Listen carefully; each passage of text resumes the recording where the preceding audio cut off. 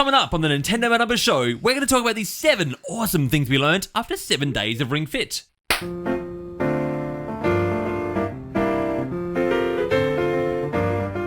Nat, you fitness freak, you've been playing... Is that offensive, by the way? Not at all. I don't think so. You've been playing Ring Fit Adventure. I've been playing the same game. You sure have been. It's been 7 days now, just over that actually, and we've come here with some opinions about some stuff that we learned about the game. So, let's jump into it by saying the game, number 1 here, was a slow burn to unlock abilities.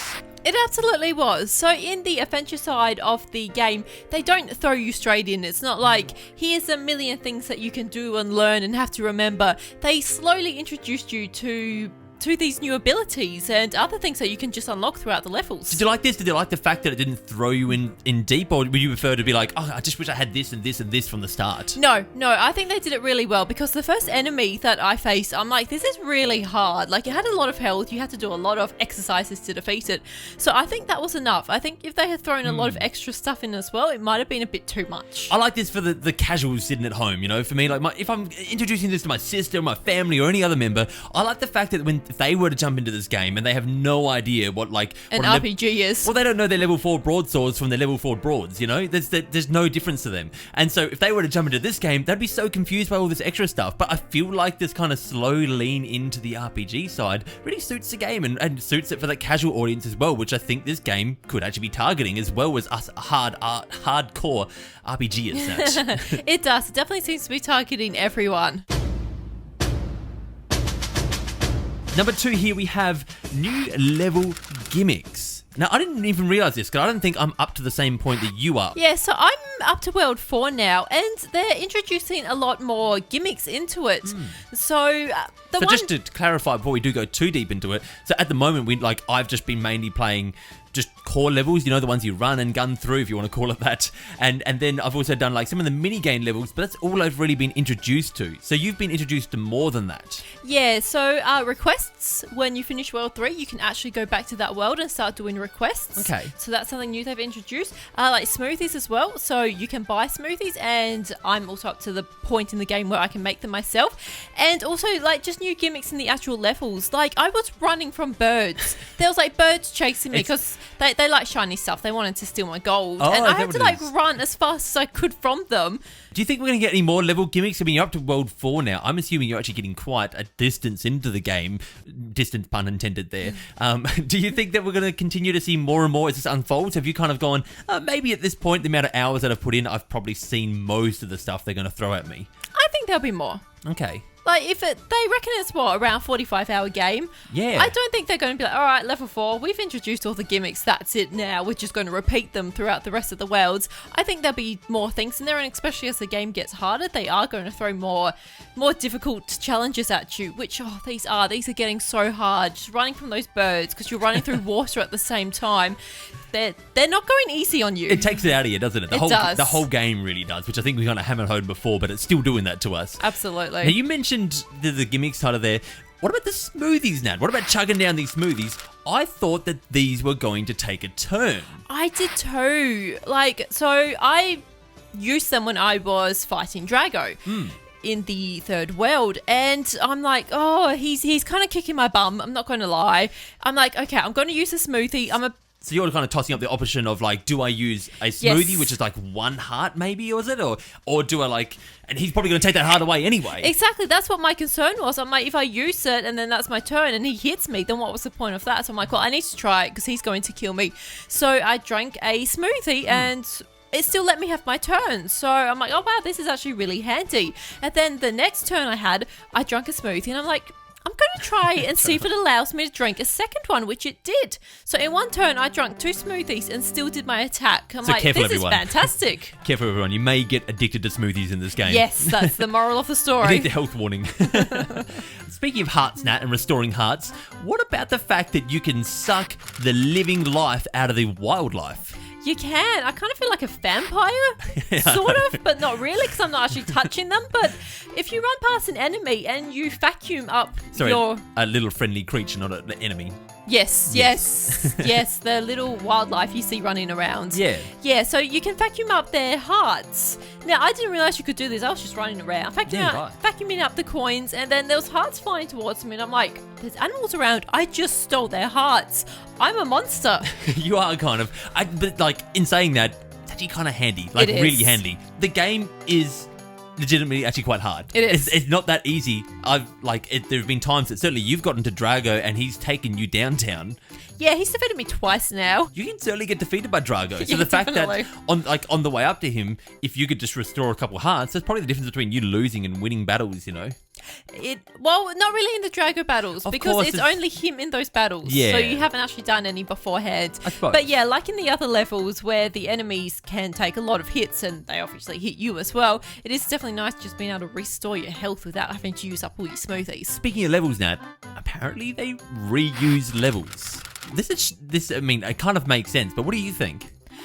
It does make sense because there's obviously going to be a lot of levels in the game, so I can't see them making a new level for every single world. It's just going to take too long. So just to reuse them, and if I remember correctly, it was different settings. So like once was you run through at daytime, another one you're running through it at night time. The sun and angle and everything like that changed a little bit. So it's a little bit different. So they do mix it up and like slightly the there. enemies are harder and more of them. Yeah. Let's talk about the mini games and the quick play then, because I didn't realize that when you're doing these, I thought like if I'm playing my profile and you come along and you're like, hey, give me a go, Eric. I'm like, oh, nah, you're gonna ruin my high score here. Come on. Thanks a lot. Yeah, but it doesn't matter because everyone's like, because you're obviously on my Switch as well. Whoever's playing the game, you just, after you've done that turn, after you've done that mini game, after you've done whatever you've done, you select what profile you want that high score to go to. Yeah, and so I can just be like, okay, well, Nat actually played this time. You upload it. It's a great feature that they added in. It definitely is. Now, the last one that I want to talk about here, Nat, is I've actually got a prop for it this time. The multitask mode. Now, you might notice, actually, I haven't got it turned on at the moment. Let's just click it on. You might notice in front of me here, I've got the Rincon. And the reason is because I want to show you how the actual multitask mode works in this. Because I thought it was going to be quite difficult. And what I mean by multitask is that when you're actually playing the game, you can continue to rack up like how many of these presses you're doing, and then give you e-experience when you go into the game. Now, I thought you'd have to boot up the game, set the thing into multitask mode, then turn it into sleep mode, and then use this. I thought it was going to be like a difficult experience to actually do. It's actually as simple as plugging any Joy-Con just straight into this, and then clicking in the joystick. Yes. And it'll just make this sound. It says it's connected.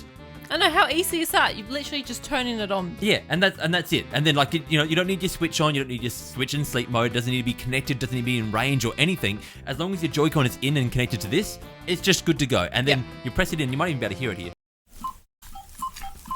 I think you can.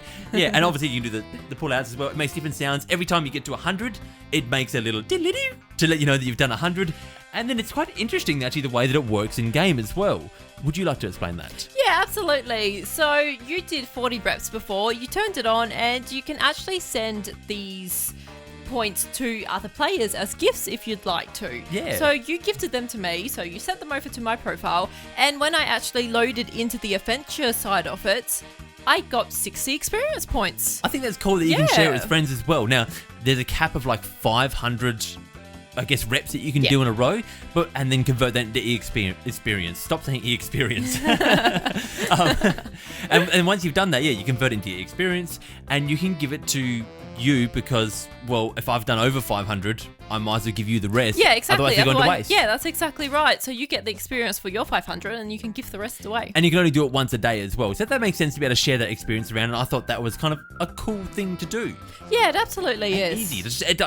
What's surprising is just how easy it is. That's the reason I wanted to mention it. Now, Nat, that does it for our 7 lovely updates here. It sure does. 7 things that we learned. But I want to have a quick chat to you about just a couple of extra things here that I kind of learned, but not really to do with the game as much. One thing that I learned is that I think this is really great to share with family members. It is, absolutely. Now, we have actually spoken about this before, that we were worried that people that aren't into RPGs aren't really going to be able to get into this game. Yeah. But we were wrong. Exactly. Well, a big surprise to me, like after coming away from this week, I'm excited to go show my sister, to go show my other family members, be like, hey, you need to check this out. Like, I haven't had this type of feeling like since like the Wii era, and you got like, Wii Sports and stuff like that, whereas it's like, you guys got to play Wii Sports bowling, you're going to love it. Now, like, my sister is into her fitness. I feel like if I took her around this, I'm like, Rach, check this out. You just get to pump this thing around. Here's the mini games you can do. I think she'd be excited about it. I don't think it's easy enough that she could kind of get into it. And I feel like this is the first time since maybe 1-2 Switch, which didn't hit as well as this.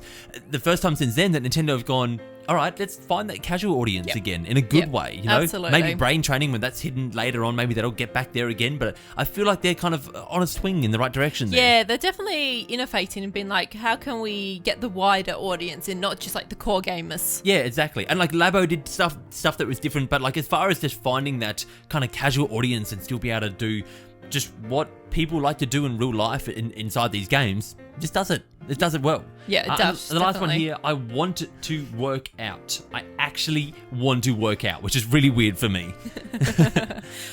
Not like, and actually, let me expand on that, Nat. Yep. I like working out. I go for runs, I do other stuff, but I always feel better at the end of a workout compared to when I go into it. When I'm going into it, I'm like, oh goodness, it's freezing outside. The last thing I want to do is go for a run in the rain or whatever I want to do. Or like, I've just got to lift these weights and I just do not feel like it tonight. You know, that's generally my attitude towards it, but I'm disciplined enough to be like, I've got to do it. And then after I've done it, that's when I'm like, okay, I feel better. I'm glad I did that. Ring Fit is kind of like, oh yeah, no, I want to get into that. You know? Yeah, it is absolutely. So I've been doing my fitness boxing since the beginning of the year and I have actually stuck with it. So just getting into Ring Fit, I have found it is a lot harder than fitness boxing. Like, it works a lot more of your muscles. But I find that I, as well, am wanting to stick with it. It's like, I did it today and I was exhausted. I was, puffing, but I'm like, I'm going to keep going and I'll pick it up again in a couple of days and have another turn, but it is something you definitely want to stick with. I'm glad that it works with different muscles, though. I think that's like the beauty of the product is that it's not just it's not a one-trick pony. I can ride this pony into plenty of different directions, Nat. You sure can. And like, yeah, it's working out all these different muscles, and I always walk away from it just going, oh, what is this? Like, why is there something hurting back here? It's like I didn't even know there was a muscle there. I know. What is that? It's not just like flabby skin. There's actually something down there. It's not just jelly. Yeah. So it's great.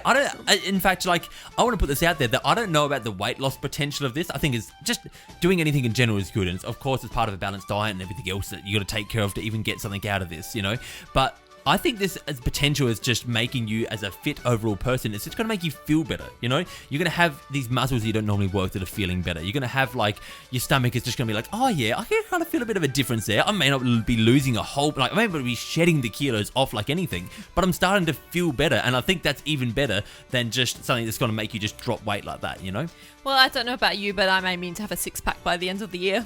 Well, Nat, you've got some work cut out for you. I sure do. All right. Well, I think it's going to do it for our chat today. Thank you, everyone, for joining us.